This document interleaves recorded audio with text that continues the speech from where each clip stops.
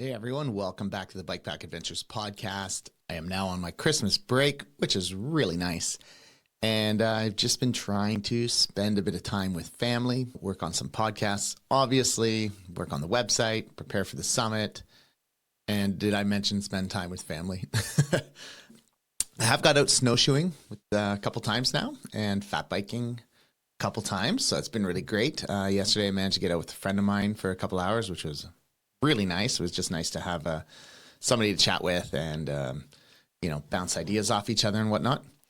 And that is about it. It's there's not too much to talk about. It's Christmas. It's a beautiful time of the year. Fat biking is a lot of fun. If you live in a part of a world where it's not an option, that's too bad because it's enjoyable. Anyways, as previously mentioned, there are so many cool things that I'm liking to do with the podcast and website. So if you have been enjoying it, I'd appreciate if you could consider supporting. Here are a few ways you can do just that. First off, share interviews and episodes you liked with friends and family. This helps to get more people listening and is one of the best ways you could possibly help. You could also leave a review on Apple. This gets analytics and exposure through search engines, and also I think on Apple Podcasts, it kind of for ranking purposes. So that's also really good. And lastly, please consider supporting the podcast by joining Patreon as a sustaining member. You can do this at patreon.com/bikepackadventures. This continued support is what helps keep the podcast going. So that's it for now. On to the episode. Welcome back to the Bikepack Adventures Podcast. Join us today with PL and Kristen as they recount their amazing journey of combining cycling with raising millions for charity through their initiative, Cycle 5 to Survive. From the snow and rain of British Columbia to the demanding terrains of the European Divide, they share their inspiring mission to create opportunities through sport, business, and education. With adventures spanning 5 different continents over a span of 5 years, listen in for insights on their cycling preparations, the challenges faced, and their heartwarming experiences with the communities they support. Don't miss this incredible story of resilience, purpose, and global impact. PL, Kristen, welcome to the Bikepack Adventures Podcast. Thank you for having us. So yeah, this is like, I think round 3, it feels like, in the last 10 minutes, but we had some technological issues and we're good now, I think. How are you guys doing? Welcome back to Canada. Yeah, thanks. Yeah, we're doing pretty good. It's raining like crazy out here right now. Yeah. Yeah, it started snowing today, but now it's rain. Again. Whereabouts in Ontario are you? I'm actually in Quebec, but I mean Ottawa region, so I'm right across the border, just Chelsea, Quebec, just on the edge of the Gatineau Park. Yeah. Okay. I just got back. My parents moved. I grew up just outside of Windsor.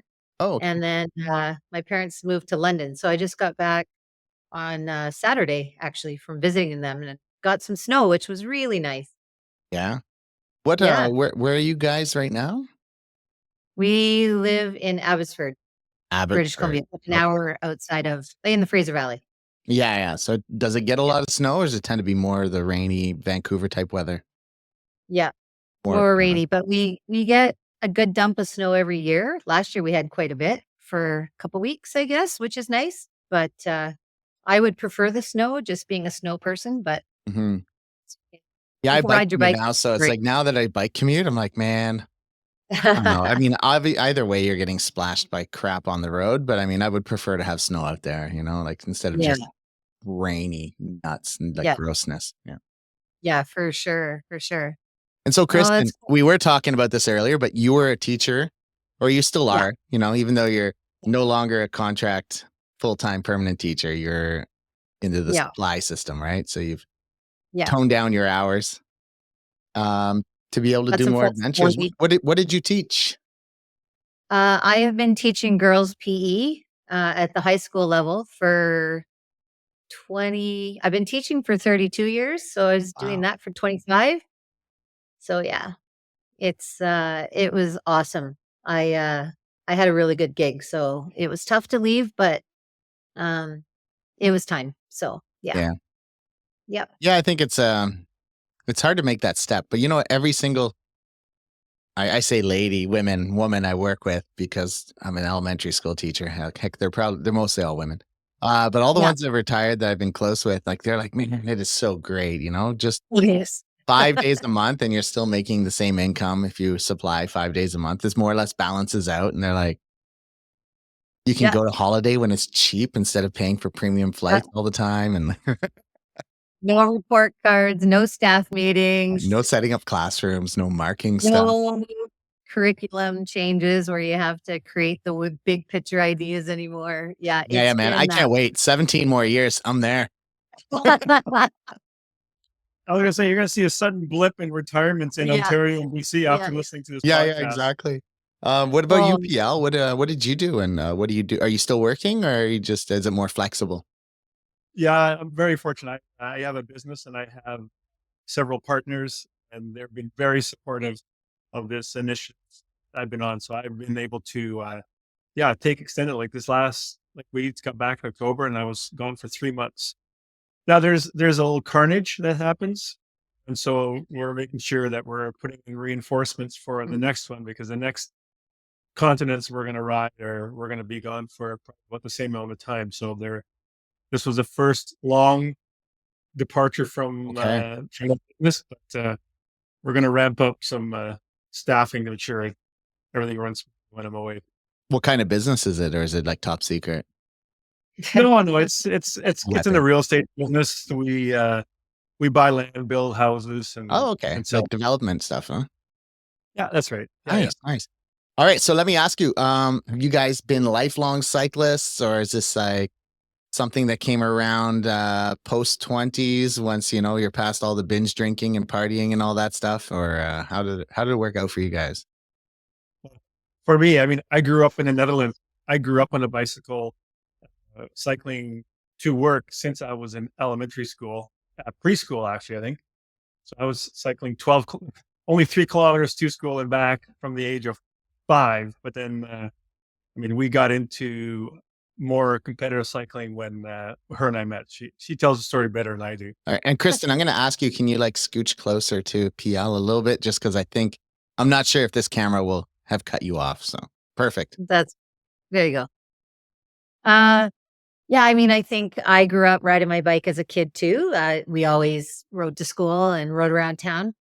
And then just after played all the sports in high school, and then after university, played a couple sports in university, and then we both started doing triathlons, and that's kind of where we met. And so I just got into it because I moved to this small town in Nelson, and there was a girl doing it, which was hilarious because it's the mountain bike place, but started doing triathlons there. And then we met in 98.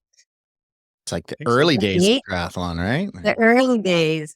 Met in 98, and then started dating, did some triathlons together, and then got married, had kids, and actually neither one of us was on a bike for 15 years, really. I was running and teaching, so I was quite active. And then there's one time I'm just like, well, I think I should kind of want to go for a bike ride.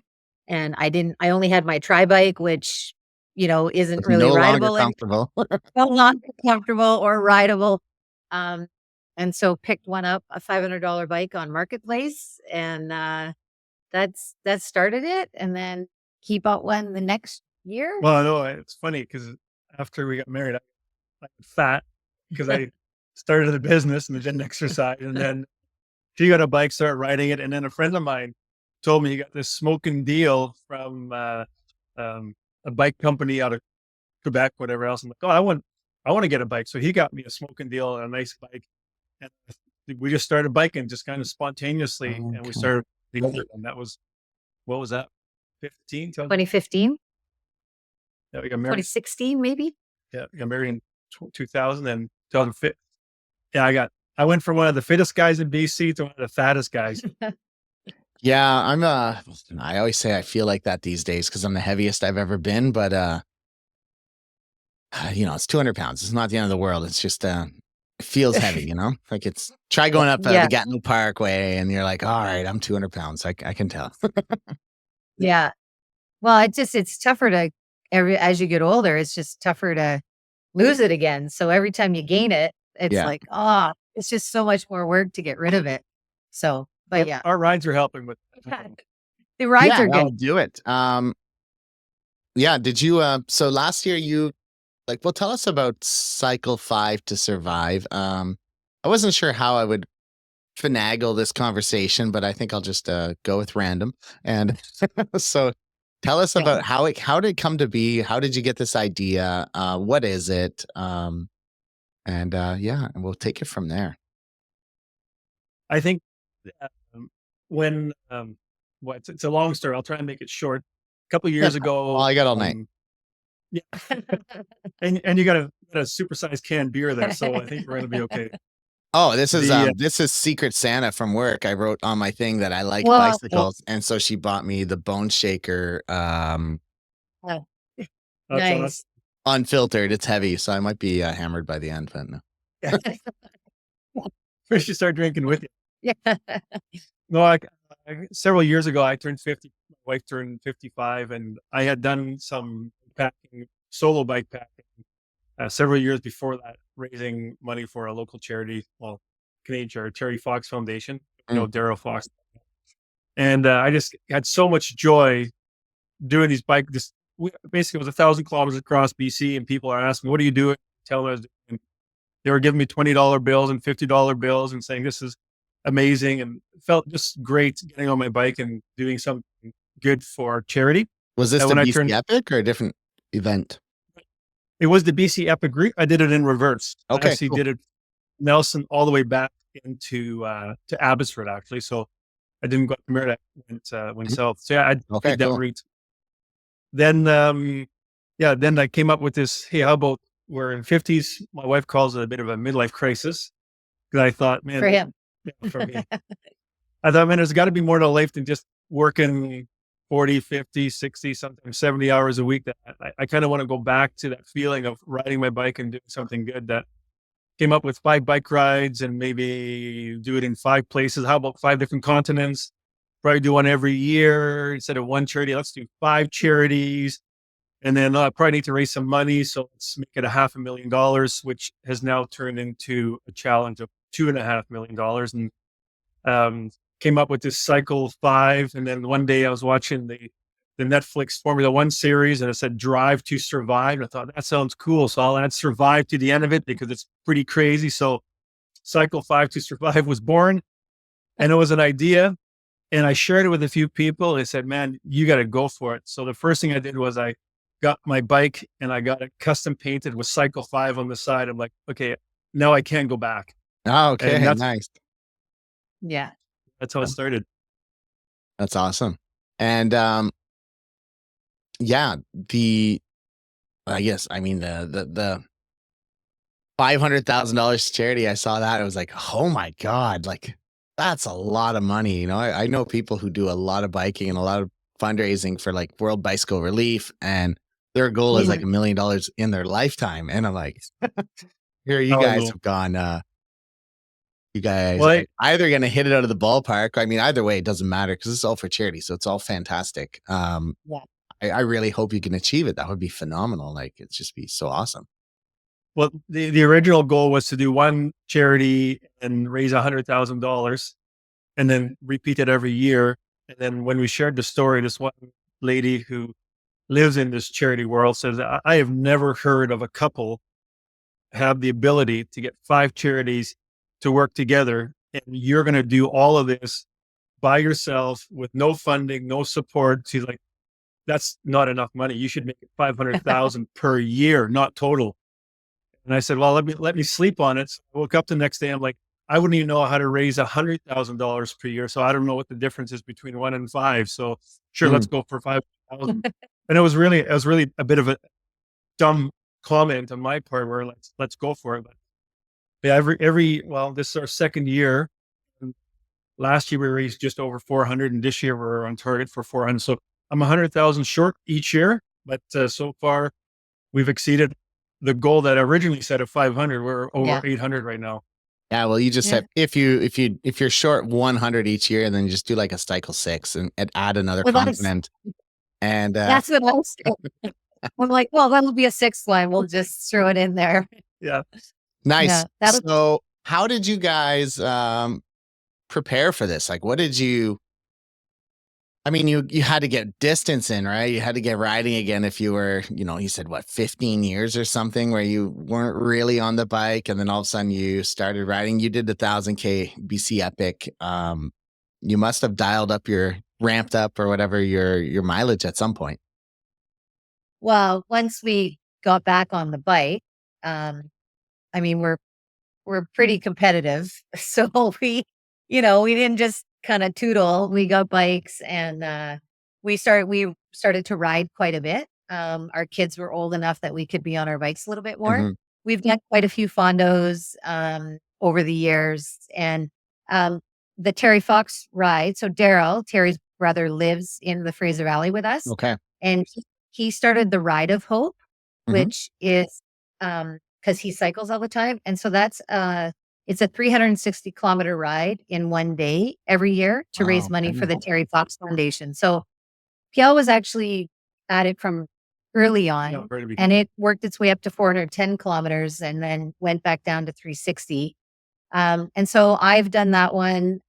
So we've got the miles. Yeah, there were some years back on the bike before this all happened, right? Right. Yeah. Yeah. It was a matter of just, okay, what's the bike packing part going to look like? And he had done some of that. And so then I got a bike, we got our gear, we started to do a couple weekend trips. And then we were supposed to do the Gravel Royale in A race series. Alberta, Yeah, I've a heard of that, 3-day.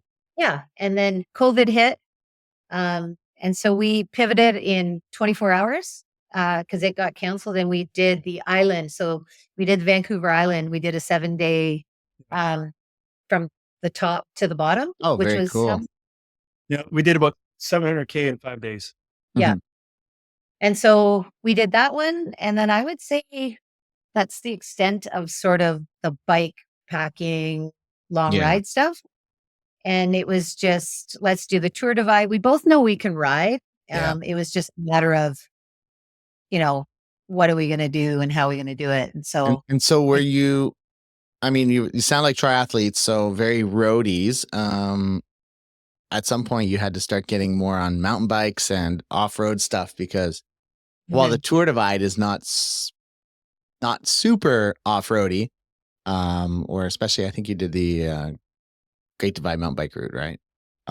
we actually Continental did- Divide Trail is much more like yeah. intense trail. We did. We did do the race trail. Like Oh, you did? Okay. I downloaded the Yeah. GPX files the week after they started to ride because we 2 weeks after that. So we did do. I mean, Okay. we did 99% of it. Yeah. Okay, perfect. Okay, I And wasn't so sure. I we- thought I saw a Great Divide mountain bike trail. But okay. Yeah. I think it's a matter of, they're called different things. People refer to them as different. We did the actual Tour Divide. Tour Divide route. We've got a big gravel community here too. So and that island one was all off-road. It wasn't road bike. So we gravel, I would say we actually probably, it's half and half because once the weather turns, we just get on our gravel bikes. Plus we ride all summer on our gravel bikes. Yeah. So we've been riding gravel since 2020. Yeah. And we got mountain bikes as well. Yeah. Yeah. I suck at mountain biking though. I totally, I would rather ride my salsa or my gravel bike on a mountain bike trail than my mountain bike. Yeah. Anyway, so we're decent. Yeah. Yeah. Perfect. All right. I was just wondering because I know I think this is called the Continental Divide Trail, right? The one that you just did? And it's The one much more trail intensive, right? Well, we just did the European Divide. European Divide. Sorry, not Continental Divide. European Divide. Yeah. And that's right now, they call it the world's longest, predominantly off-road cycling route, which of course, goes from, the total route's about 7,800 kilometers, 76 to 700 kilometers. So that's the one we just finished. Nice. Mhm. Yeah. I wonder. Yeah, it's interesting. I know like the Great Northern Bikepacking route, it's getting close to like 15,000 kilometers, but a lot of it is going to be also gravel roads and stuff. So I don't know. Yeah. I'm not sure what the percentages are. I wonder if Matt Katie will figure that out one day. Yeah. Yeah. I mean, a lot of the European Divide, like we're not doing a lot of single track. There was some, Mhm. but a lot of it is. It's for service roads, gravel Okay. roads, bike paths. Well, this one was a lot of actual hiking trails, which sucked royally because we did quite a bit of hike a bike in the European Divide Trail that was not, I guess we just didn't think there'd be that much Yeah. repeatedly every day. It's just a real unknown, and the route was pretty tough. So we did do a lot of that, but we're not descending single track with switchbacks and stuff Yeah, like yeah. that. There's a little bit of that, but I most of it remember is. I met a guy from Switzerland that was doing some riding here. He's like, "Wow, Canadian like forest service roads and gravel roads are awesome. Like, you can actually ride on them." He's like, "In Yeah, Switzerland, they're like full of rocks. Like nobody can. yeah, You can barely drive on them if you're like in a big 4-wheel drive." He's like, "You certainly couldn't ride a bike on them." I was like, "Oh, how about that?" yeah. We hit a lot of that this trip. Now, if you're in Sweden, though, you can go forever on those I roads. lived there for a year. It was phenomenal. Just Oh yeah, what great riding. yeah, straight and not a lot of variety, but you can ride forever. Yeah. Yeah. So, what kind of bikes are you using, or does it vary depending on the year and the challenge? Are they sponsored, or how's that worked out for you? The bikes that we ride, we're riding the Salsa Cutthroat, Mm-hmm. and kind of, I mean, the bike's inspired by the Tour Tour de Divide route, and I don't know, it fits us really nicely. So we use that for the European Divide Trail as well, and we'll likely use it for our next continental ride, which is likely going to be South America, I think. But once we get into Africa, I think I'm going to switch out our bikes. I'm probably going to go to a pinion gearbox with a carbon belt drive. Just Yeah. I'm a big guy. I'm 6'7", I was gonna and say, how tall are you, Mister Holland? Every yeah, Dutch person I know is tall. I'm 6'7", and yeah, this last bike ride, I went through a full cassette and 4 chains over 3 months. So Wow. I can't risk that Yeah. in the other. But so yeah, we have some sponsors like Tailin and Redshift, but the bike Salsa, we're trying to get you guys, and not yet. Yeah. They're great supporters on Instagram, but they've been stubborn with finding us a bike. Yeah, I think because I don't know, man. It feels like sometimes like the really big companies aren't as needed. They don't need to do that promotion as much, you know? So, Yeah, yeah. I mean, yeah. but Tailfin has been It, phenomenal, like to the podcast as well. And Yeah. now I'm starting to write some gear reviews and trying to write a bit about some of their products as not all at once, obviously, but like I'll yeah, slowly try to do some stuff. And yeah, yeah, it's very cool. yeah. They've been really great. Them and Redshift. I mean, I'll tell you, I could sell that seat post Shock system. shock Yeah. system to anybody. That thing is a lifesaver on these trips. I don't know. It's an incredible system. Yeah, Love it. I've used one a lot. I like the dual position one because I'll do more of the Okay. racing style stuff. So I like it on my aero bars. If I'm using like the B17, oh, they're pretty hard on your the frontal part of your body as a boy, and Yeah, with the dual position, it pops the whole seat forward, and it's not as nut crushing. yeah. There No, you go. no pun on the crushing. Yeah, yeah. So I like that seat post a lot, but the suspension one, yeah, is great as well, and the stem. I mean, it's I don't know how many people I went for a physiotherapist here in Ottawa, did my bike fitting because then you can claim it on insurance. And Yep. I told him about the stem, and he saw it. That was the first time, maybe about 3.5 years ago. And in that time, he's like, "Man, you know how many people I tell to get the stem because things they Yeah. come in for are directly related to like nerve issues that, once the position's perfect or very good, if they're still having issues, it's like maybe a stem with just a little bit of suspension will change your Yeah. life." Yeah. And then we've got the kitchen sink bars and we've got the pads on there. And it's just, and the positioning of that salsa is just so comfortable. Like Yeah. you're not aggressive. And I have a B17 as well, saddle. It's golden. Yeah. I don't know if you saw, yeah, we have a running joke about the saddle because he struggles with saddle sores. I don't. I do And as so well. on this last trip, I was talking about my B17 and how awesome it is and isn't sexy, and he he made fun of it. And so it's a pretty good little 2-minute video clip of us just cracking up over my How your saddle's worn in and comfortable. And I'm like, yeah, a little like you. yeah. Anyway, Yeah, man, I know your pain. Saddle sores. I Yeah. still, at the moment, I mean, I have the Reform. They're out of BC. Yep. I I have one tried of their it. saddles. I haven't ridden it enough to be able to determine anything yet. So hopefully more in the spring. But my B17 is good. I'll get like saddle sores. Like there's a lot of different kinds. I call the ones that are like they're almost like a pimple under the skin. That's the ones that really annoy me because it kind of hurts. But it's not the end of the world. But chafing is the worst, right? Yeah. And So this, I don't suffer from chafing. I suffer from the first one. yeah. So I had the C17. I thought, well, let's try this. Whatever the C17, cadmium or whatever it's called. Yeah. Awful, man. The chafing I got was like, I don't know. It was like one step before torture, I guess. Yeah. Horrible. So I was like, all right, B17. Okay, I get these little like inner pebble like feeling thing, and it's pretty shitty. It's awful, but that's only if I go for 300-400 kilometers in a day for a couple days in a row, I guess. So, yeah, so it's hard, man. Yeah. I'm still searching for that perfect saddle. Well, I'm hoping I reached out. I don't know if you've heard of these guys. They're called Infinity Saddles. Yeah, man. I want to get my hands on one.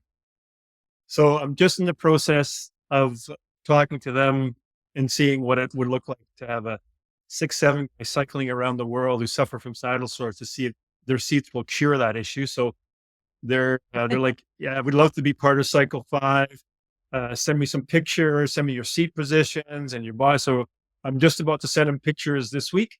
And then in New Year, we'll see if they're going to be on our website as a supporter.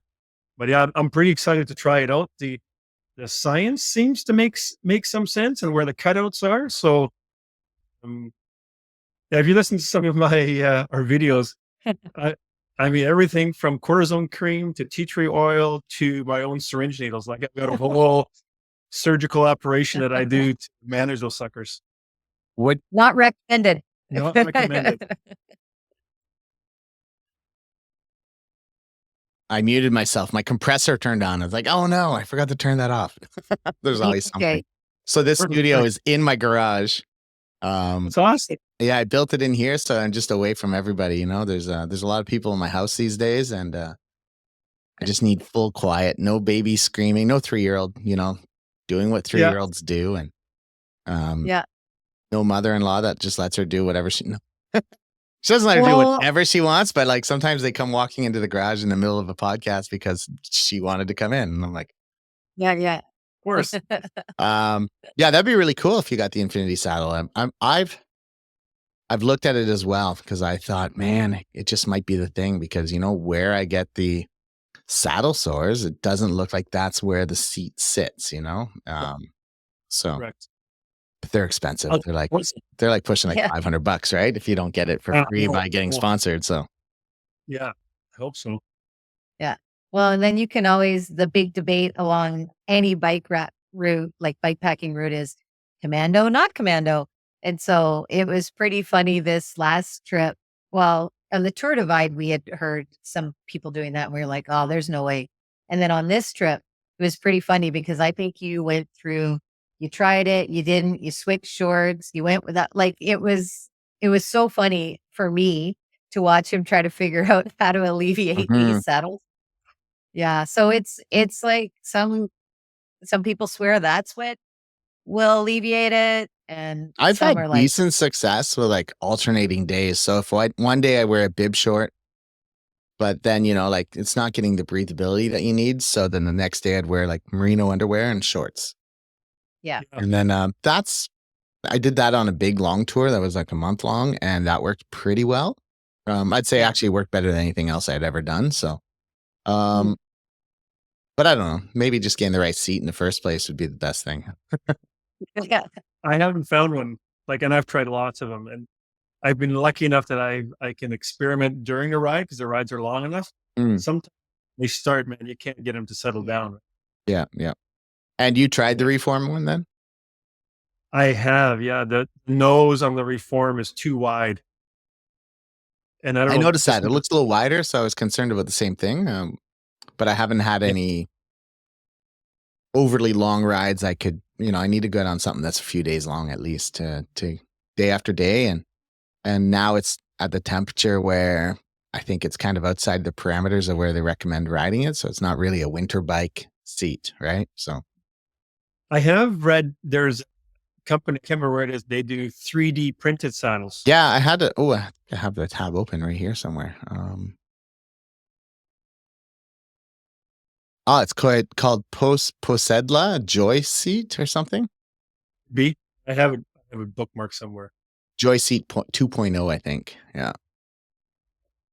Their conversation. Good to talk to a brother about some people listening to this podcast are going to go, holy cow. That's if you have ass problems, this is the place. Oh, I can tell you all of it off later and really get into the nitty gritty of it.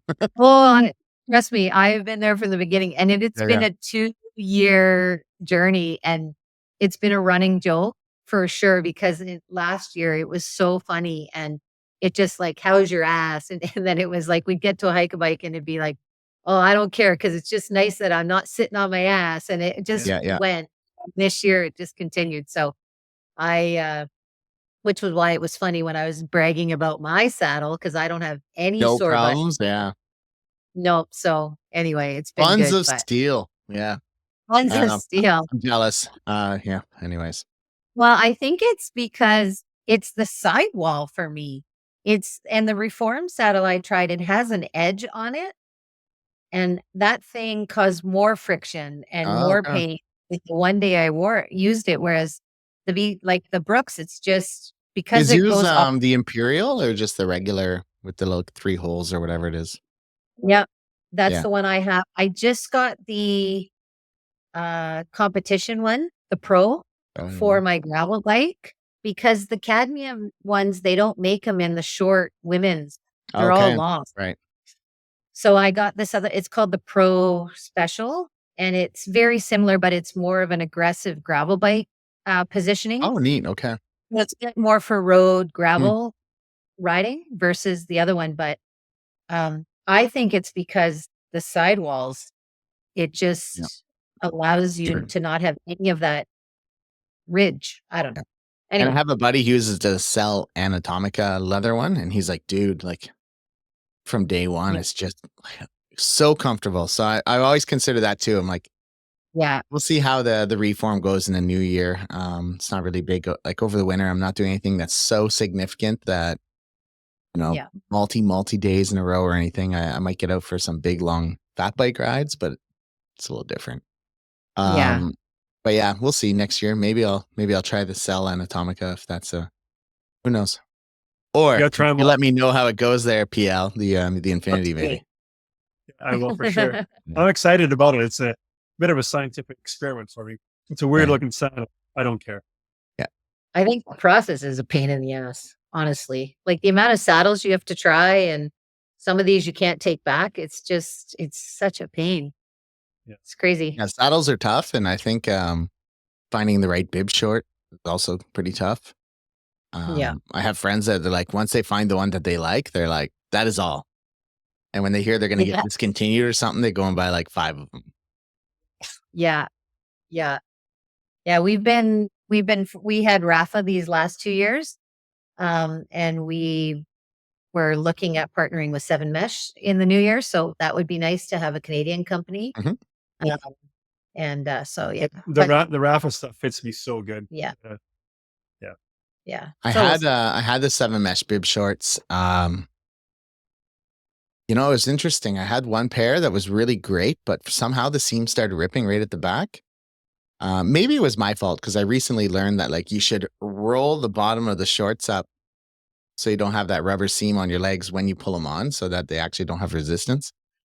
Anyways, they started to rip, so they sent me a new pair.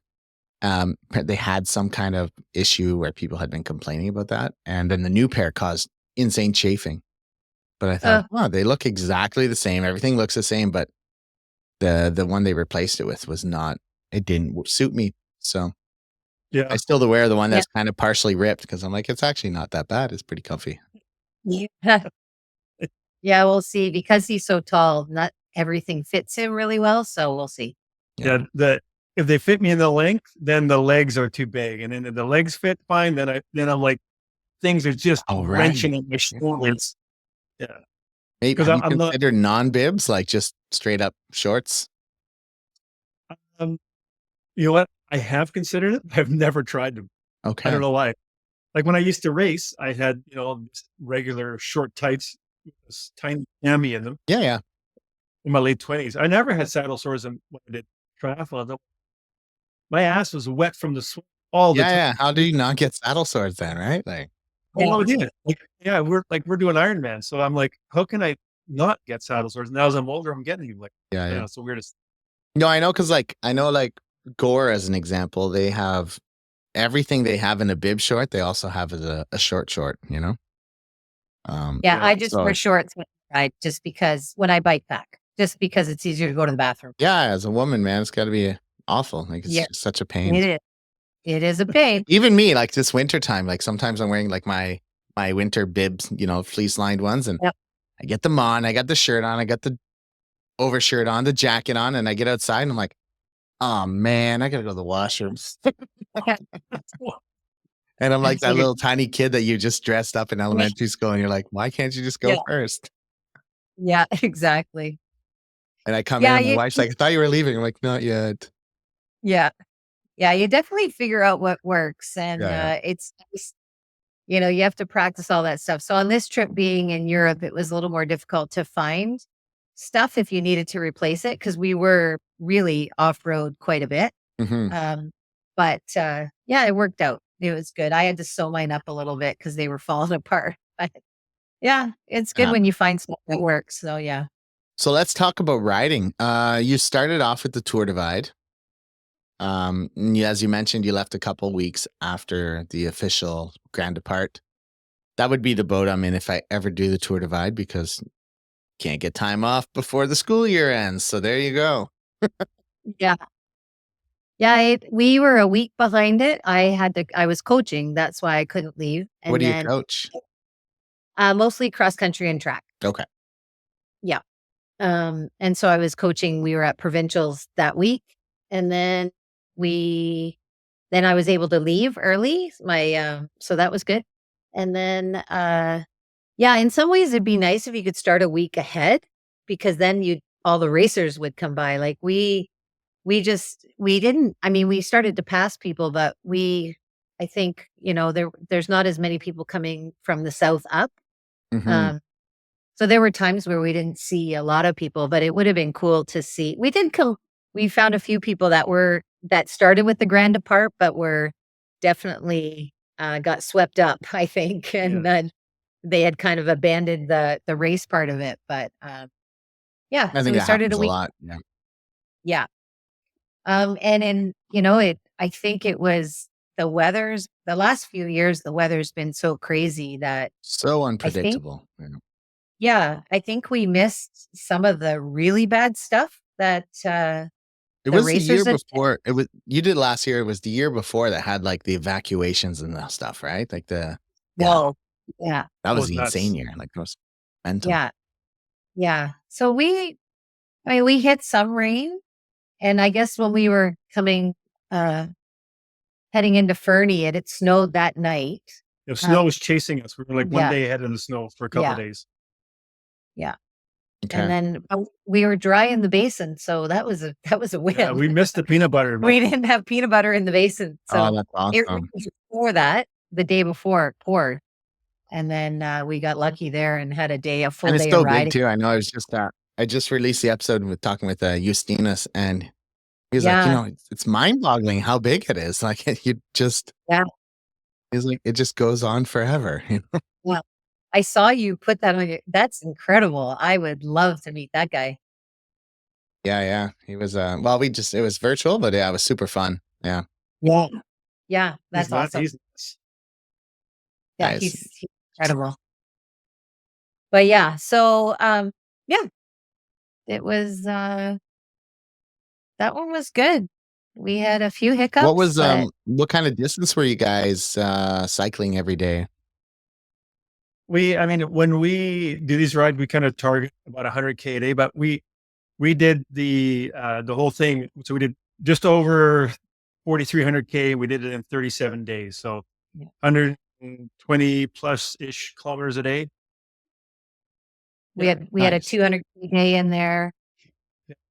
So Yeah, yeah. I would say a good day for us is in that 100 to 125K, and then that's 1,500 meters of elevation. That would be probably a good average day. So not easy days, right? That 1,500 Yeah. meters of elevation could be anything from Yeah, I think hike- anything over that, like 10% factor of what I feel like, Yeah.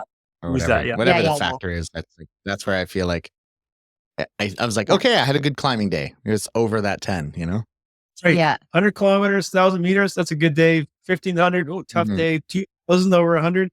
That's a tough day. 2,500. Holy cow. Brutal day. And there were a few of those. Yeah, I we remember had I did some biking in northern Thailand. That was like, I think the one day I had about 120 or 110K, and it was like 3,300 meters. Insane. That's Like great. just hard Yeah, miles. yeah. So That- that's good. Yeah, we didn't And we I was on my don't folding bike. Oh, Oh, really? jeez. That's impressive. It is impressive. Thing's Yeah, a billy we don't goat, man. Bike Friday folding bike with mountain bike gearing is like a billy goat. Just small wheels, man. That can go up anything. Oh, Really? that's so weird. Yeah. Never thought of that. Huh.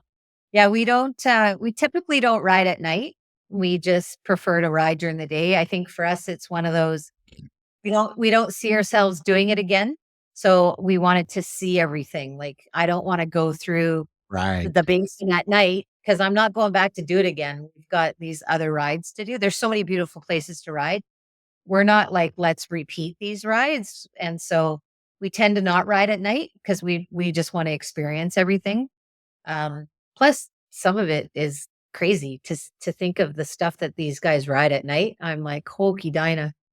Like it's tricky enough in the day to see where you're Yeah. descending. These guys are flying down with their headlamps. I'm like, no, thank you. I So, kind of enjoy crazy descents on my mountain bike at night. Maybe I just live on the wild side. I don't know. yeah, I just love it. Like I just like that unexpectedness, although it is crazy and yeah, God knows really stupid. But yeah, I don't get to do I don't do too much other stupid stuff these days. I'm all mature with kid and career, yeah. and at There least you I just go. can fly down mountains at nighttime. Sometimes I just turn the lights off. No, I don't. I'm just joking. Yeah. My wife heard me. I mean, we ride at night here. Like if I'm doing routes that we do, we ride at night. We have a ladies cycling group and our cycling club has a gravel. So we ride all winter at night. But for that one, it didn't make sense to miss out on seeing all Yeah, of it. no, of course. Oh yeah. Mhm. But here, yeah, we'll ride at night here. But yeah. I don't- So, Tour Divide 2023, did you have one specific sponsor you were focusing on that year, or did you just kind of say the five overarching, not sponsor, sorry, charity, the five overarching charities we're going to focus on every year, like to kind of get the most from all their resources and all their, collaborations and stuff? Yeah. Yes, we took all 5 charities and we evenly distribute the funds we raise. And originally it was like one charity every year.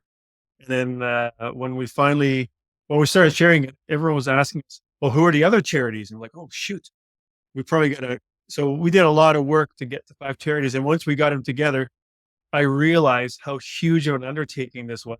I'd gone so far down this path. I got to figure this out. So I put all the charities on a Zoom call.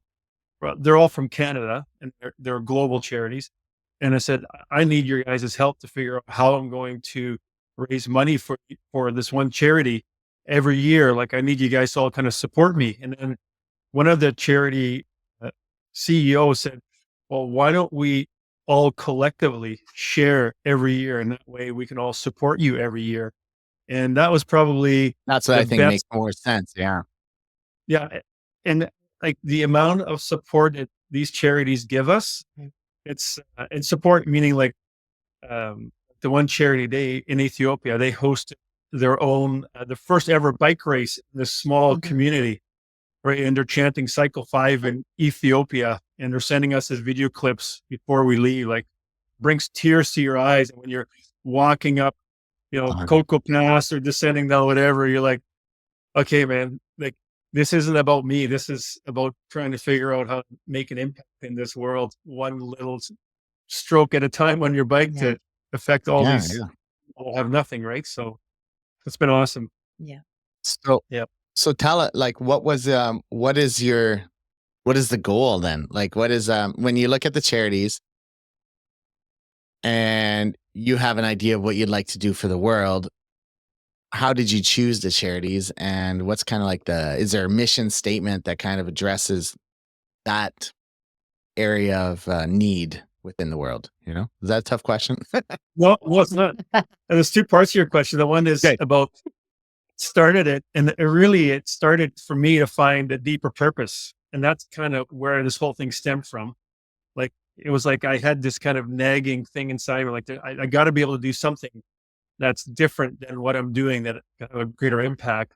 And I joke, I'm like, at the time it sounded like a great idea, but now it's just so much work.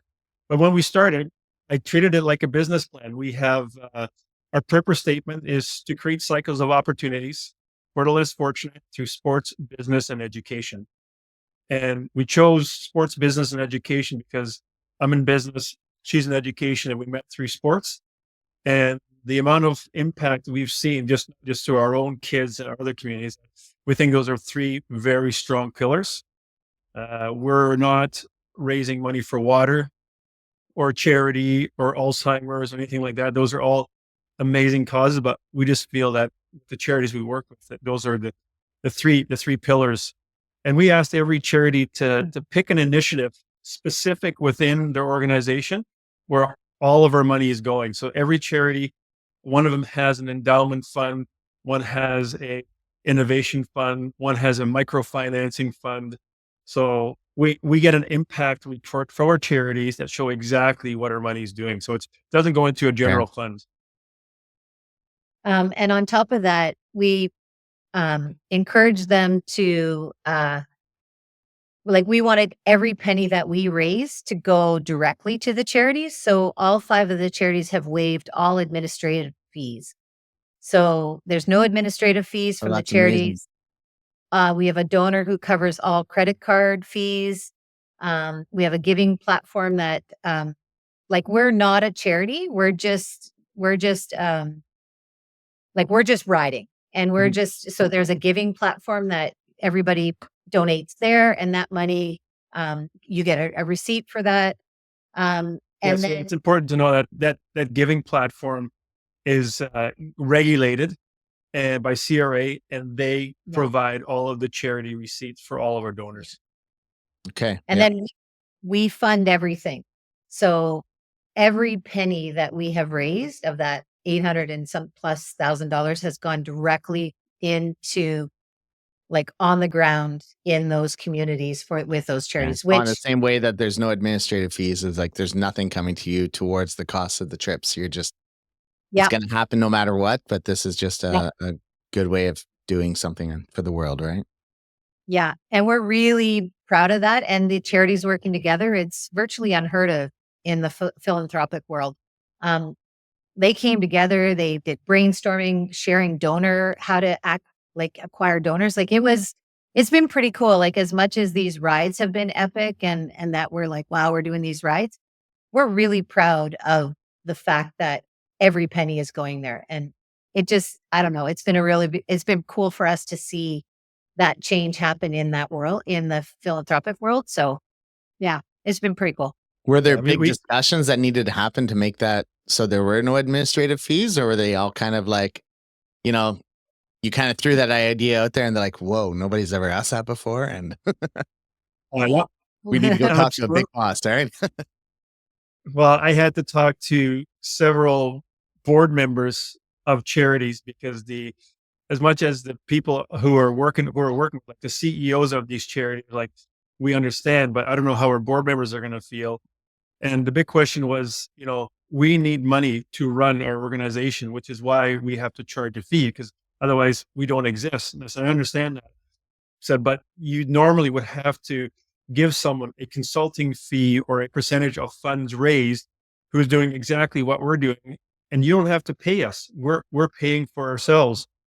And if other donors ask you to waive fees because they're doing it for us, I said, tell them to come talk to us. If they want to pay for every airline trip, every visit, every coffee, every dinner I have with donors, the amount of time I spend away from work, and then cycle for 3 months of the year, I think you would probably say, yes, I'll waive your fees as well. But I don't know how many other people are prepared to do that to raise the money we're doing.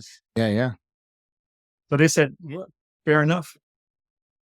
Yeah. Yeah, it took a bit of persuasion, but it's been pretty cool. Yeah, it's neat because I think like probably that has never been asked. Like everybody knows not 100% of money going to a charity goes to the charity's actual cause because there's a lot of background operation costs, right? And that's very neat. You approached it, you took a chance and got it. Yeah. Well, I know, we support other charities as well. And we have an individual from that organization that has nurtured us into believing in their cause. And that's what we're doing for these charities. But we're not getting compensated by any of the charities for us to do what we're doing. So to me, being a nice, logical Dutch person, the logic of double dipping just didn't make sense. Yeah. I didn't even realize. Well, I guess nobody works for free in a sense. I didn't realize people that work towards raising funds for charities have all these background fees that they're getting paid for and stuff. They run an event or something, Yeah. They get a marginal base salary because they got to live. Because if you're working for an organization, either you pay $10,000 in advertising in the newspaper, or you pay $10,000 to an individual to go out there and build relationships, right? Mm-hmm. True, makes sense. So what charities are you guys working with in the? What was the 5? Yeah, so we'll start with the North American one. It's called Opportunity International, which is where we're supporting an organization down in Dominican Republic for microfinancing. Another one in Africa is called Hope for Cora.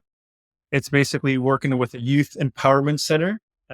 This lady started a program basically working with a community of 200,000 people that live off of a garbage dump just outside of Addis Ababa. Then we work with another charity called Himalayan Life, where they, it's in Nepal, where they take street kids or kids who live 4 or 5 hours of walking from a school, and they educate and house them. Wow, okay. Then we have a charity in Lithuania called LCC University. It's a program called Pathways to Peace, where our money goes towards an endowment or towards a scholarship fund, where this university has about 600 students from over 60 countries around the world.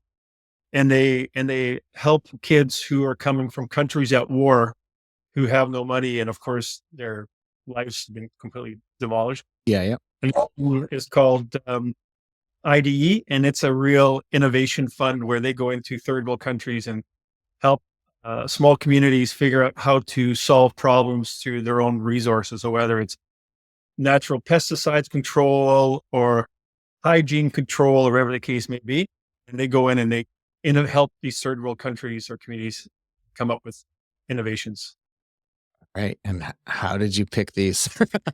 That's $1 million question. Like, I don't know. Like, there's so many charities, right? Like, so I guess landing on 5 is hard as it is. Yeah, for sure. We had a lot of it was just through connections, or ones that we like. Hope for Cora. That started.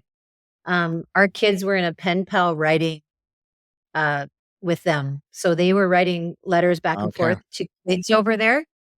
And that just turned in when it came time to pick a charity. We're like, well, we have this connection with Ethiopia, friends of ours. So that was a personal family connection. And we had sponsored some students there before. And then the rest kind of just came through people bringing them to us or word of mouth. And well, Opportunity International, the one in the DR, you should tell that. Like, that's a connection that you had when you were in university. Yeah, a business associate of mine invited me to come with him and do a bike ride, and did a fundraising dinner before. And the MC was a gentleman I played volleyball with in university like 15, 20 years ago. And I'm like, holy cow, instant connection. And I trusted the business partner, our business affiliate. And I knew a few people on the board of directors. So that was a connection. The other university, my business partners have been invested, and we've gone for dinners with the founder. So we know the founder. One of them was brought through, ID was brought through another connection that we had. So, and all the charities, they've all been vetted. So I've had people go in and do financial audits and credit references and those kind of things that, yes, they were picked through connections, but they were all vetted and audited. Okay. Which I'm glad we did, because some of the donors that are quite sophisticated, they ask me some difficult questions, and they do their own research to make sure that they're not corrupt, or, they're not a scam. Yeah, breaking some kind of embargoes or whatever, like, no, who knows? Yeah. Like, connected to some country that has sanctions or something, right? You never know. Yeah. But we were very transparent. We said, we're taking a risk on you, just like you guys are taking a risk on us representing you, right? So there's got to be a mutual connection there, because I don't want my reputation tarnished cycling around the world and find out that one of the charities is not legit, right? And you guys recently visited LCC University in Lithuania, right? Mid trip, kind of slight detour. Late detour, yeah. That's what we talked to, actually, but we almost did a podcast right around then, but it wasn't going to match up. And we said, let's wait till the end. Yeah, all the way across the Baltic. Yeah, it's cool. In October, when we got a chance to ride in Nepal with the founder and go to all of the sites there, it really showed us. That was last year. Last year? Yeah. Last October. Yeah. Which was incredible. And it had such a huge impact on us to actually be on the ground where our money is going and seeing what's happening. And it's just, again, like, I mean, when you're riding these days and you're stuck in the middle of the forest in Sweden, lost, even though it says you're on the trail, after however many hours of pushing your bike through this thing, you just sort of beat yourself up, and you're like, why are we doing this? Why are we doing this? And so for us to be able to go to LCC, it was so impactful. So when we were really struggling, we were like, okay, this is why we're doing it. So we got to, we stayed in the residence. So we stayed on the third floor in the student dorm. Oh, that's so cool. With the students, and we got to hang out with them for 5 days. And they're from all over, right? So it's... Yeah, like it's such an incredible school. One of the dorm rooms had 5 girls in it. One was from an American, born in the Ukraine, to a Ukrainian father, and her dad's American, born in the Ukraine with a Russian mother. The other one was from Russia. One was from Afghanistan, and one and they're all sharing this same space. And it's just incredible when you know that the bombs are landing, in their communities. And while we were there, one of those kids' parents, just missed a kid's, like one of the students, his dad was like right there.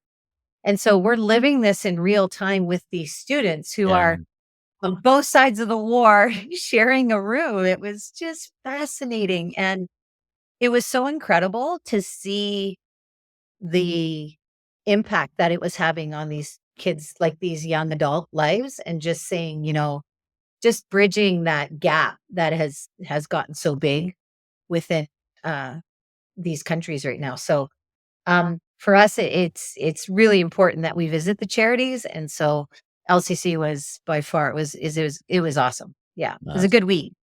Yeah. And yeah, so what I guess we talked about a bit about the Tour Divide. I think everybody knows the Tour Divide. Tell us a bit about the European Divide, because I don't know much about it. I've heard of it. I know it's long, and that was about all I knew. How was it? Yeah. Like, what was it like? Well, I have so we've tried to share it a few different ways. I mean, I've kind of broken it up into 3 different sections in terms of 3 different types of experiences. So Okay. when you went through Norway, Finland, It is actually broken up into 3 sections too. Okay. yeah, There's northern, central, and southern on the EDT website. It has the routes broken down into 3 categories. In the north, it was long, straight, monotonous type roads, forest kind of everywhere, but the lakes were incredible. I can imagine. Fresh water everywhere. You could just put a bottle in the water, pull it out, and you could keep going. It was incredible. And from a scenic perspective, red fish huts were everywhere. Everything was painted red. You see in Newfoundland, like it was just a Scandinavian feel to it. Yeah, yeah. Reindeer, Viking history stuff. Like it was cool. Yeah. But you And ride of course, 100K. also like the little lean-to shelters along hiking trails or whatever, like, the free camping everywhere. Yeah, free and allowed everywhere. Yeah, Like that's it. Like legit, you don't have to wild camp. You're not ghosting, like a stealth camping. yeah. And Wild. Denmark, tons of shelters. That and- was the more the central. Yeah.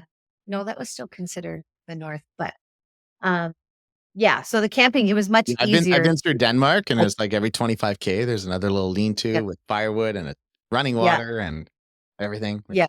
Yeah, it is pretty cool. We didn't have that in Sweden that much. So in Sweden, we did No? a lot of wild camping because it's so easy. Mhm. And you're allowed overnight camping everywhere. Like you can camp in a guy's backyard.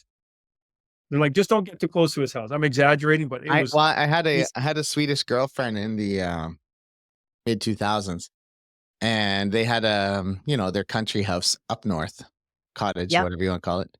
And on that property, they also had the boathouse, which was no longer a boathouse, but was converted into a cabin for guests.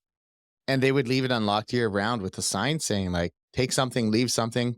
Don't leave it dirty. If you need to stay, it's available. Yeah. it's awesome. But they always said German tourists were the worst because they just eat everything and leave nothing behind and leave a mess. And Yeah. But maybe they were just generalizing as well. It might not have been Germans, right? Could have been the cheap Dutch people, right? A lot of Germans do go I up should have there. asked, were they tall?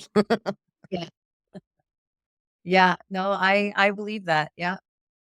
Yeah. But, And then to the central parts, like through Denmark and Germany, and of course, so much influence of World War II. yeah. In Denmark, you had those shelter plots that you're talking about. But once you got into Germany, there's no overnight camping allowed. That's And right. I've done it. It was hard. There's Yeah. nothing. And same with France. So the cool thing was going through there, the landscape changes, right? When we started, it got dark at 12 o'clock at night and it got light at 2 in the morning. Mm-hmm. Right in the top of the Arctic Circle. Yeah. We were going south with the sea. And so it got darker and darker and darker. But once we got into France, the landscape totally changed, right? Different types of farming. You started to see different vegetations and And it got hilly. they got hilly. Southern Germany and northern France is probably some of the toughest riding I've ever done. I mean, I've No done way, some huh? pretty, Yeah. it was like, there was days I'm like this close to saying, I think I'm done. I mean, we're the 43rd person that's ever done the entire route. And I know why. It is no easy feat in those central sections. Like a few times it rained and it would pour and it was just like we walked through a swamp for 5 kilometers. Like, and then you're on the middle of a route and you're like, the trail is right here. And and there's trees. Like we're hiking our bikes through a forest with no trail in sight. And she's like, "Where's the trail?" I'm like, "I have no clue." And you just keep walking And you're until just you hit trying it. not to get mad at each other because your frustrations, that you want to vent your frustrations, right? And it's hard. And Yeah. Yeah. Dude, the number of times I wanted to chuck my Garmin and my phone, I couldn't even count them. I was just pissed off. It was Yeah. tough. northern, southern Germany, northern France. Imagine fighting wars in that, right? Oh, Yeah. no wonder. The bunkers on Land. some of these trails too. Yeah. Like Yeah. these little bunkers just built into the side. Like what was Yeah. that? What was the line called? My history's slipping. But anyways, Oh, yeah. the I Big don't know. Tree I line, can't or remember. is that what it's called? Anyways, I don't know. but they had that defensive line right around through there that was meant to separate the countries, and Yeah. it was all bunkered up and stuff. Yeah. It was wild. And then I think once we got into Switzerland, we crossed over into Switzerland a little bit. And of course, the scenery there is incredible. And then the different towns, and again, the architecture of the buildings change. And then once we got into kind of Spain, Spain was tough. Spain was tough, but the architecture again changed. Everything's made out of brick, and like the ancient, like Mexican style Spanish ruins, they're everywhere. And at first you want to take a picture of every ruin you see, and you're like there's thousands of them. Oh, like yeah. just dilapidated buildings with the roofs collapsed, just incredible scenery. Right? Yeah. And then castles and old churches and the history. Like, that stuff was pretty cool. But again, tough riding. Hot too, And right? wet. Imagine like by the time you're getting to Well, Spain, it was wet. it was Yeah, wet. we got What rain. time of year were you there? Like September then, or October. October? Yeah. So at least you're. We were getting the storm. There was a hurricane, Kirk, that was coming in. So we got the storm there. And then we just, like, all the flooding that happened in Spain was the week after we went through there, or 2 weeks after. So we were just ahead of that. So all those, like a lot of the towns that we were in were flooding. So we just beat it. We got wet, but then we missed the flooding, and which was interesting because last year too, we came through the Tour Divide right before all the forest fires happened and shut down a bunch of the people that were riding. So we got our timing was good, but we were wet. So Spain was wet. all South Americans, if they're coming through next year, beware. There's something bad coming about 2 weeks later. Yeah. And then we were also in Spain. We started to, again, because it was late fall, hunting season, which was one of our craziness. We ended up in this 2 hour, the last half hour of a 2 hour window for this group of hunters. And we're on this massive climb, pushing our bikes and riding very slowly. And they're really mad at us, and they've all got guns, and they're like, and then we find out that, oh, it's because it was their last half hour, and these two cyclists are pushing their bike right through their Making line. noise, scaring the animals. Oh, it was terrible. Like, we just, you can't plan that stuff. Yeah. You're like, I don't know. It's funny because in Canada, we're like, once hunting season starts, we're like, all right, be very careful when you're out riding, blah, blah, blah. Yeah. I remember living in southern Sweden, and it would be boar hunting season. That's what this was, boar hunting. Yep. And we'd be flying down some trails, like usually it was like pine forest with moss all over the ground, just beautiful, beautiful. Like this, it'll be the memories I never forget of Sweden. Cruising down these trails, and all of a sudden there's a hunter in the middle of the trail on his little fold out stool. Yep. And he stands up, and you just ride by, and he's like, hello. And they're so chill about it. Like, yeah, probably pissed off a little bit because he's like, no, now they made noise and no boars will come for a couple hours, but they just sit back down and keep waiting. And it was just like the most peaceful hunters I've ever saw or seen. And these guys. And then when I was talking to my Swedish friends, and they're like, yeah, well, because in Sweden it's so hard to get a license, and you have to requalify every year, and the rules are so intense that they know it's just shared property. It's like you're there to hunt, that's your passion, but it's fair for everybody. Everybody's allowed to use the land. So yeah. And it didn't like that for us. They had there was a hunter every 100 meters on this road, and I think there's about 10 or 15 of them. So over about a 1.5 kilometer section, there was And every time we came across that hunter, they were yelling at us in Spanish and Yeah. telling us to go away. And I'm like, no, we got to go up the hill. And they're like, no. Like, Yeah. like, you're going to kill you. You're going to get shot. And we're like, "Woo." Yeah. And they use dogs too. So Wow. the Spain and then Portugal too, we ended up coming on to a couple of sections where it was just so many hunters. Yeah. So anyway, Hunting season is over. Yeah. In Spain and Portugal. Be careful. Yeah. Well, there you go. Or Canada. Yeah. I don't Yeah. think hunters here are too keen on cyclists coming flying through their areas. More Yeah, liable to get no. shot here too, I feel like. But anyways. Yeah, probably. No, did I miss anything on the ride? Like it was. Well, Spain was What tough. did you do 'cause for they- sleeping and then in Germany and France? Like, was it just really like stealth camping a lot, or how did you manage that? Well, we didn't stealth camp as much as we probably wanted to, but again, we just it was wet, like a lot of rain, and so we would try to find a hostel or a campground if we could, and then we would just try to find a dry place to camp. But it was harder, definitely harder in Germany and Okay. France. So we probably hit hostels more than we had planned to, but But when you It's find just- campsites, they're pretty cheap in Europe, right? Compared to, well, I don't know. But you're in BC. BC's dirt cheap. It's like you guys are spoiled when it comes to like campgrounds and like Forest Service Yeah. sites and stuff. I mean, we started using booking.com to find these, and it was cheaper for us to stay in a hostel with sometimes a breakfast included than it was to pay for camping, because it was like sometimes it was 25 euros each. Oh, And we were like- wow, okay. And we could get like for 50 euros, we could A get 1-star motel. a bed, a shower, and breakfast. And then we didn't have to worry about And lunch, everything 'cause could be plugged in and charged, and you could walk, shower Here- and everything. Yeah. buy your stuff, you could warm up. And then we would, for the breakfast part, we'd just, make a whole bunch of sandwiches and tuck them under our shirts before we left. And then we'd have lunch covered. So there was just times where we're like, you know what, this is just crazy. Let's just do a booking.com. And yeah, so we just made it work through that section. Yeah. There you go. And we Well, any of your students listen. Yeah, your teacher's a thief. Yeah. Take sandwiches. I would say resourceful. All right. Teacher is resourceful. Resourceful. Yeah. Well, awesome. And we fun places to camp. Like the one campground we went to, it had actually been closed. And then, but he was there and he's like, yeah, sure. And there's a toilet here. So he let us camp there. And then he ended up being a car guy. So he was showing us all his fancy cars, but the campground was completely empty except for yeah. us. So Because we're off season. yeah. We're there Yeah. off season. Yeah. And I've we had it weren't happen even, when I was cycling across Canada. There's a couple times where I came across a campsite, and I mean, I never carry cash. Like at the best of times, I might have $5, maybe 10. Yeah.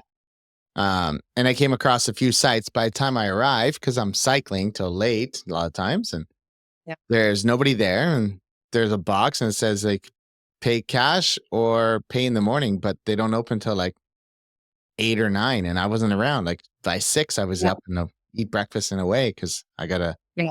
I was trying to ride 200-kilometer days, and you can't do that and wait till 8 or 9 in the morning. And no. so there was a few occasions where I was resourceful. Yes. Well, us too. We had a few of those as well. Yeah, I would say to your point, like if people are listening to it, they want to do the EDT, like cash saved us a few times. Like if we got up Carry some early, and cash, huh? we want to get food early. A lot of the little small restaurants or corner stores in the small towns, they don't take credit card. Everything's cash. And I'm pretty sure I know why, because they don't make a lot of money. They don't want to pay the government anything. So Yeah. so Yeah, they it want saved to. us. Cash is king, and then also if you use card, then they got to pay 3% or whatever on top of that. So, and then Yeah. pay taxes. Yeah. Correct. So Yeah. cash, they love cash. How awesome are German bakeries? Yeah, German bakeries, Germans French. were good. French. I mean, Bakery. it probably gets better as you go south. I don't know. Well, it gets more Right. expensive until Yeah. you get back into Spain. Spain, Spain was cheaper. Yeah. You could find good pastries everywhere. Yeah. Like you could. I mean, France was awesome too, but you could find a decent coffee and a pastry, and they were all just different, right? Mm. But France was, those are pretty Oh, I good. remember when I cycled to Berlin, I was just like, I'd hit a bakery in the morning in some small town near the church. Yeah. And I would just be like, oh my God, they're 50 euro cents each. Like, I'll take 10 of them. Yeah. Well, the pastries weren't that much. Their coffees started to get expensive. Yeah. Yeah. No, they're pretty good. Yeah. Fresh baguettes and bread. Yeah. Oh, man. So Do you guys do a lot of your own cooking or more eating out? Like, how do you balance that? And we should be cooking more. It's probably better for us. I need to eat about 6,000 to 7,000 calories per day. And if I don't, like both these rides, I lost 20 pounds. So we try and hit food stores and grocery stores, and we eat kind of on the spot. I mean, we pack granola bars and sandwiches and all that kind of stuff. If we can hit a place at night where I can eat 2 dinners versus a 600-700 calorie meal pack. If we ate meal packs for me, I'd be skin and bones by the time I'm done. You're an expensive husband, huh? Well, and you can't find those meal packs once you start getting farther south. So we had our reserve that we always kept. We had a ton of sandwiches. Once you get into Spain, everything is sandwiches. Everything is prosciutto and olive oil on bread. And that's it. So ton of sandwiches. I mean, we carried blocks of cheese and big pepperoni sticks and bread wrap. Like we brought all of like a full on picnic, right? Yeah, exactly. Yeah. Like, we did all that trail mix, peanuts, like all this stuff. But when it came to like boiling water and pasta and rice, maybe a quarter at a time.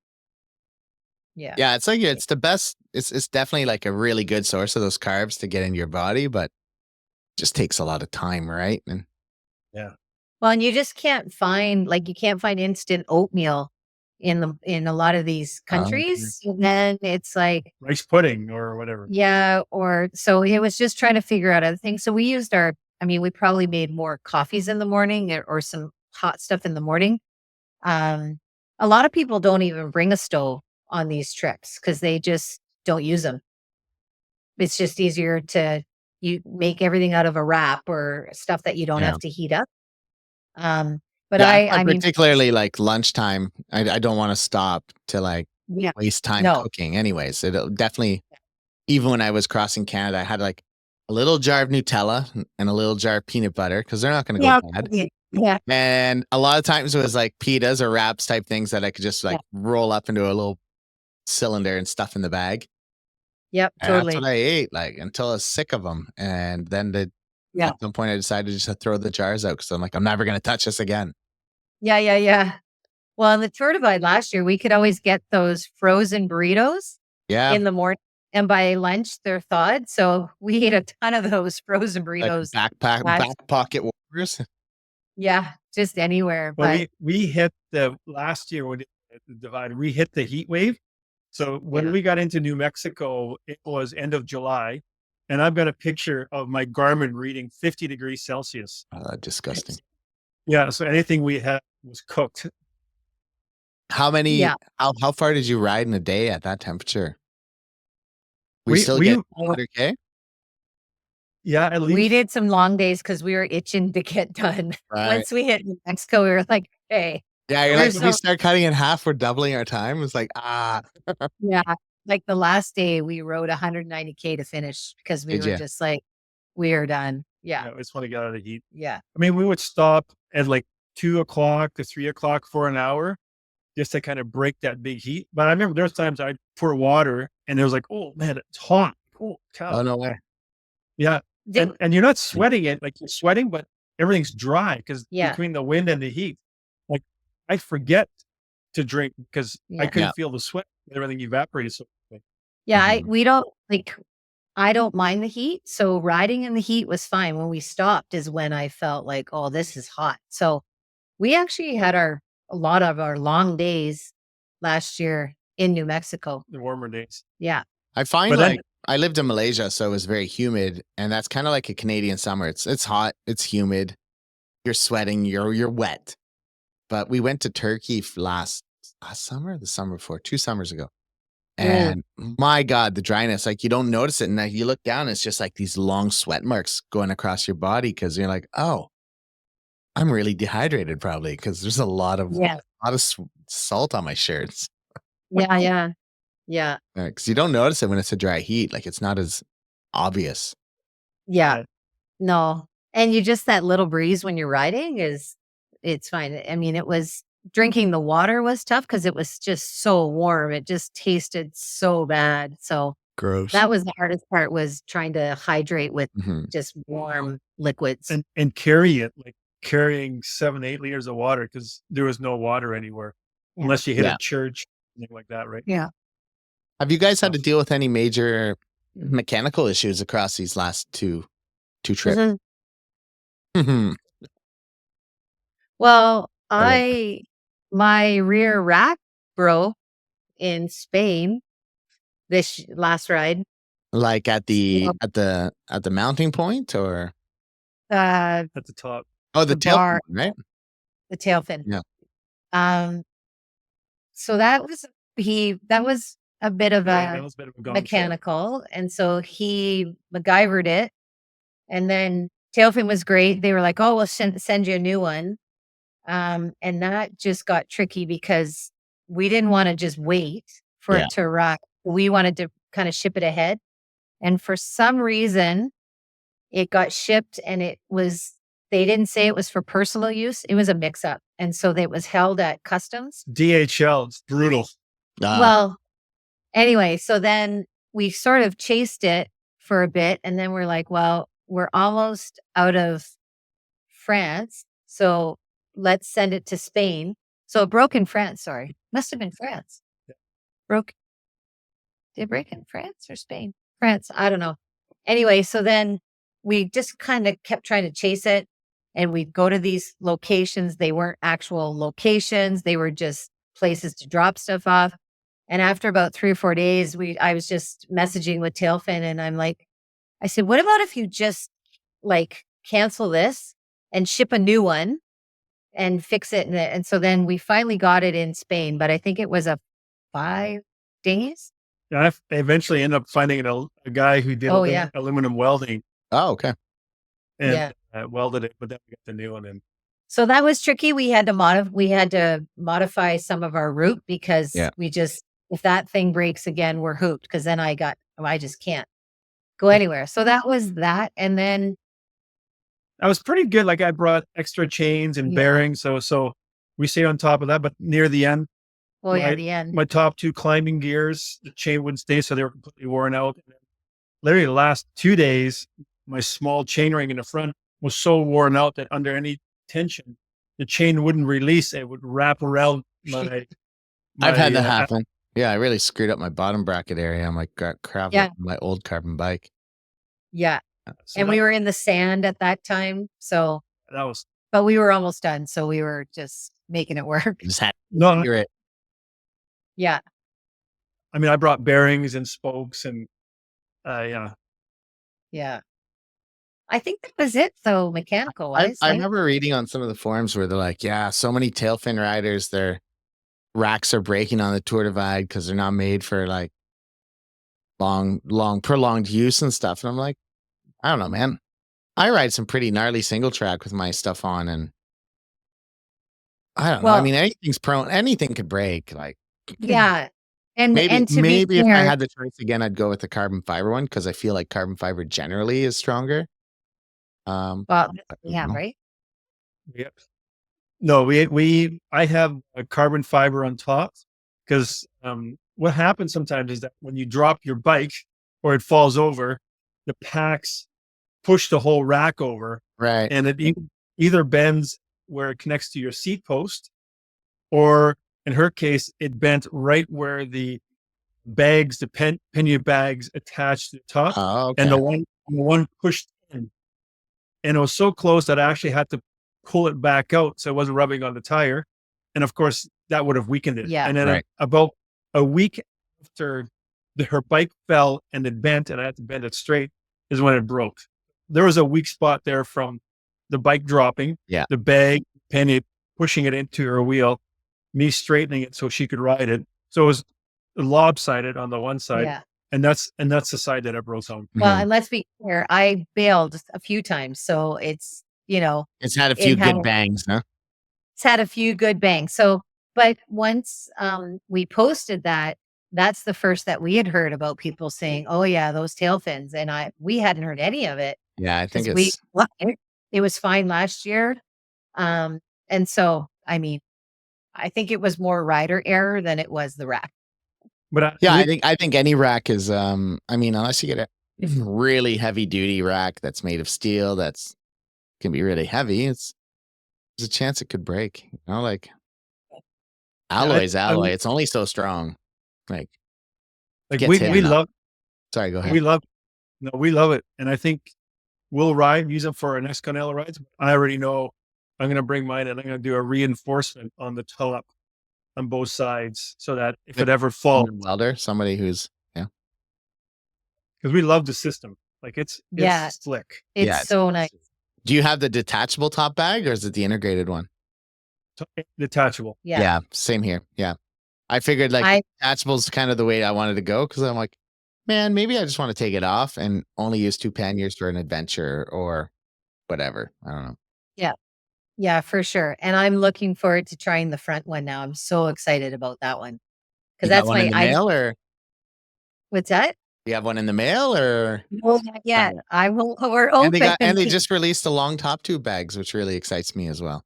Yeah, it doesn't work for me because I'm tiny. So I'm yeah. the smallest and I only have the half. PL's gonna get one. Yeah. Big one. Because that one gets in the way for me already. Yeah. So yeah, no, all of those bags have been really great. They're So, bomb proof. Like they're great. No complaints so far. Yeah. No. I read a gear review of one of them. Like, man, like, what do I criticize? Like, it's expensive. Yeah, exactly. Definitely the one down is they're expensive, but they last. Yeah. I mean, the one thing that I did, that I would do with the front ones that we had to start doing, is the first thing I would do is I would reinforce the front bags right away. I'd get some black Gorilla tape, because where they attach to my front fork. So now they've gone through over 10,000 kilometers, and where they attach their front fork, that bag, they're starting to rub a little bit. Oh, The whole. Yeah.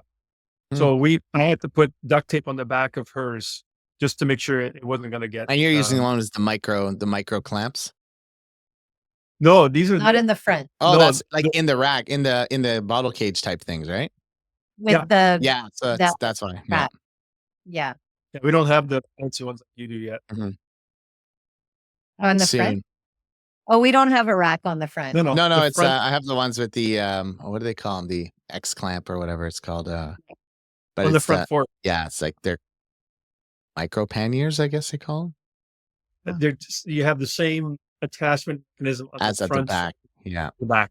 Oh, I didn't know that. Well, they're new. I haven't seen those ones yet. So I'm excited about those too. Then they keep coming out with some cool stuff, man. It's hard to like. Yeah. What is so next year's plan? Like, what would that look like? South America. Would you fly into Dominican Republic first, or are you planning a trip to Dominican to see, kind of like like you've checked out 2 of the locations of the charities so far? Go see how that's going, or like. Well, actually, funny enough, before we even started this whole thing, we actually got an opportunity to go to the DR. And so we went on a whim, like with a 2 days notice, we decided to go. So we went with the leadership team. And so we were able to go and actually see the women's microfinancing program. So we've already been there. Awesome. So it's 3 out of 5 now. Yeah. So I think, we would probably go straight to Colombia. Yeah. And then we would just go all the way to Ushuaia. That would be, okay. So you're looking to go all the way down. And would you be like trying to combine, it would be more like more off-road gravel, like what's it called? Trans. It's There's a lot of it's different routes, but yeah, I mean, you're be combining different routes, right? Like well, I think what's the Alaska to that's the Pacific. that's the What's it? Pan America. Yeah. Pan American. Like I think that there's been a couple that we looked at and they're pretty similar. So I think we would just follow that one from Columbia all the way down, straight down. So I think even though it might say it's pavement or road, it'd probably be similar to like Nepal's roads. So yeah, they're kind of called roads, but they're not like our roads here. So they're still pretty much kind of gravel, off wood, even though they're their main roads. So we haven't done a ton of route planning as yet. We've really been trying to make Africa work because our charity has been so involved, and PL accidentally said, "We're coming there next year."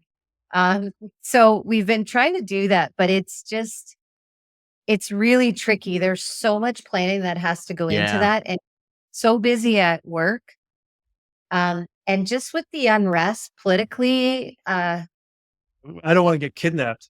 well, we wouldn't even be able to do because we would do the Cairo to Cape Town route.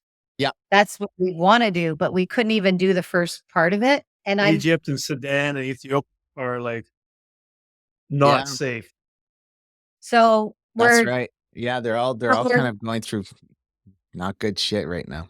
And who knows what the ripple effect will be from this? Like, will other countries start to get a little less safe? So, and we haven't really chatted with any females who have done. We've had some conversations. We had a really great chat with a guy who's done it.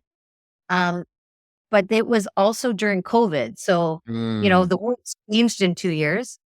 And then as a couple being a female, there's so many rules with, conservative viewpoints that need to be covered. So we're what country is your charity in it yet? It is in Ethiopia. It's in Ethiopia, right? So, but I think because we have connections there, we could probably get support vehicle to go through that country with us. But may alleviate some of that. Although it just seems like there's so many uncertainties to really plan it. So South America is sort of our plan B, but we're running two at the same time. That makes sense. We're running two options. So we can decide 1 month before, wow. A month before we know that, even doing the research on the seasonality of as you head south, what month do you want to leave to not hit the rain season, not hit. So the nice thing is that if we leave in June, July, that's a winter in the Southern Hemisphere. So we're not in the middle of the heat, but then we need to know when, by the time we get to what part in the continent, are we hitting the monsoon season? So I don't know. I've asked ChatGPT to help me out a few times and I got a few different answers. It's been pretty good so far. Yeah, you just go on all the different ones. So you're like, okay, like Copilot, ask ChatGPT, ask about 5 different ones and see if you get how many answers you get. Yeah, that's interesting. And you want to start, I would probably say like safety wise, fly into Ethiopia and cycle out maybe is the, start cycling south through Kenya and then you can hit all the places like Uganda and Tanzania, Rwanda, like all these great cool places. And they're safe right now. Like there's green light to choose with civil unrest or. Yeah. And then after Tanzania, I know a lot of people get down after, is it Zambia and then they go through Namibia. So they have less time in South Africa where it's a little safer. Like, cause you go centrally coming to the top of South Africa. That's right. Yeah. Yeah. Yeah. It's going to be amazing either way. Yeah. So that's South America. That's your Africa. And what would be the fifth? Asia. Such a small place. How could you? I know. I have a vision. I have a vision of doing the Silk Route. Now there's probably 4 or 5 different ways you can do the Silk Route, but that would be kind of like Silk Road. Okay. And that's massive. So would you be looking at like maybe from like crossing the Caspian? I think Azerbaijan has still got closed and stuff, but starting in Kazakhstan and going through Uzbekistan, that kind of thing? Or Yeah, but maybe even starting in Nepal where our charity is, and then yeah. maybe starting there and heading a little north and then cutting across, skipping some of the unsafe countries. Very cool. Yeah, that's Yeah. but that'll be kind of the last one, right? Yeah. And the longest. Seems like it makes sense to do that one last because it's probably the craziest one, I think. Yeah, it's a, like I've wanted to go to Central Asia a lot as well. And I'm like, man, there'd be so much great riding there. And it'd be great to connect right through towards Southeast Asia. But I mean, to do that, you got to go through China because you don't necessarily want to go through Afghanistan or, well, Pakistan would be doable, but like Afghanistan, I don't know. I forget, it says some wars or something going on. Yeah. I had a guy on the podcast. He was following the trail of some Hungarian person, explorer. And so he just crossed from, let me look at the map real quick here. He crossed from Tajikistan and crossed into that little tiny piece of Afghanistan with his passport. And then going into Pakistan, there was no border control. But he had a visa. So he just crossed anyways. And about a month later, 2 months later, he was looking to leave Pakistan. They're like, well, where's your stamp? And he's like, oh no, I don't have one. I crossed here. And they arrested him, put him in jail. And he spent a month in jail before his government got him out. Yeah. Like that's the part that's just crazy. Yeah. Africa too. We heard watched a few YouTube things and the police stopped him, thought I was a spy, put me 2 days in solitary confinement until they finally let me out. My bike was stripped of all the stuff, and they said, "Yeah, go ahead." And I'm like, "Okay, well, that doesn't sound. No, it doesn't happen that often." I just read a thing today about a Canadian ultra runner person. She was in India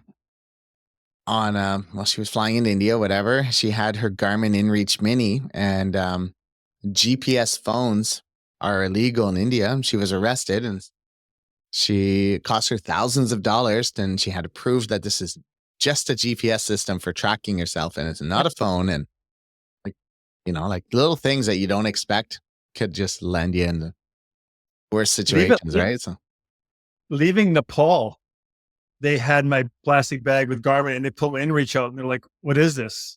And I'm like, no, it was in India, I think. Is that because we landed in India and then could be? And I'm like, no, emergency. Like if I fall and I need to press a button and they come down and they rescue me and they're holding it, looking at it. And I'm thinking, oh man, like there's $300-400 they're going to take and they're going to throw in the garbage. Right. Yeah. Wild. Yeah. Awesome. Yeah. Anything I forgot to talk about then kind of want to touch on? They did a great job. I felt like I was a little all over the place because sometimes it's hard to like succinctly make one direction for a conversation when you guys have done so much stuff and I guess so many things on the go. So it's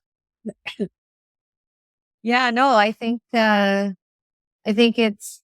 cool to just get our story out there for sure. Yeah. It helps. Like we've been trying to just get our social media presence to be a little bit stronger. I mean, it's tough because not everybody wants to be, I don't want to be on it that much at this stage of my life. But we recognize that it's important. Yeah. And so, we just really appreciate the opportunity, the interest, first of all, and the opportunity to just chat with you and share our story. I actually didn't know you guys were Canadian at first, like way back when. I was just like, I saw posts from Cycle 5 to Survive, but you don't really know. You don't know. It's social media, man. It's like you don't know where people are from, right? Like unless you're really digging deep and like scroll way down and look at some early posts and look at the locations, which so it was kind of neat to see that you guys are just a couple regular Joes just riding our bike. Riding your bike. Yeah, exactly. We tell people, we're just average people with a lot of support. Yeah. And I think it's people like you that give us an opportunity to share some of the good things that are happening in this world. I tell this story because I think it's a pretty impactful one. When we were in Germany, there was a large military site that we were supposed to go through. and it was closed. It was red flag, and you hear gunshots and stuff. So we asked, your ranges are on live or whatever, right? so we asked the one German soldier guy, like, we need to go through. He goes, well, you can't. So we brought another guy over to figure out a detour around this 200-acre parcel. And he asked us our story, and he goes, oh, take a picture. So we took a picture of him. And then probably about a month ago, he reached out. I think he's in the Ukraine fighting right now, telling us how much of an inspiration we were. He's in the middle of war, and it's good to know that there's people out there doing good things in the world. So, you've got a German soldier, Ukrainian war, taking time to reach out to us, wanting our picture that we took with him during our ride. So you're like we're doing this German because soldiers in the Ukrainian war. Was Russia know about this? Like maybe just Well, they were. their support. Yeah, they're doing training and all these things in the They are background, one right? of the NATO training centers, so it was a big training things. But so he's probably not in the Ukraine, but they were training. They had 200 tanks. Or Yeah, it could be anywhere. Poland, Ukraine, Germany. Yeah. the Belgians were there. So so you hear stories like that you never thought you'd be able to touch somebody who thinks about what we're doing. And our hope is more people do a little bit of good, whether it's helping out or volunteering. They don't have to do what we're doing. Like I said, mine was a midlife crisis, and I joke, it sounded like a great idea at the time, but it's an enormous amount of time, effort, resources. But when you hear stories of the changes and the inspirations that we're giving other people, that's something else. Like then you kind of go, okay, it's more than just about us, right? And we feel sorry for ourselves because how much time and effort and money we spend, but we still have so much more than some of the areas and people that we're supporting. So we're still blessed regardless of what Absolutely. we are. So Yeah. so thank you for helping us share our story. Yeah. Well, I mean, I couldn't do the podcast without people like you doing way more fun things than I do. Well, you're probably don't have as much of an influence with your podcast as we are during our bike rides, right? Because if no one tells their story, then it's just all of our own. Yeah. We need to help us. Yeah. No. Yeah, it's pretty amazing. Like it's even it's like every aspect, we try to cycle, and I'm commuting these days. So this is the first year where I'm really commuting by bike. I got an e-bike, and I think I've done 63 out of 70 days I've commuted to school so far. So Wow. and Way to go.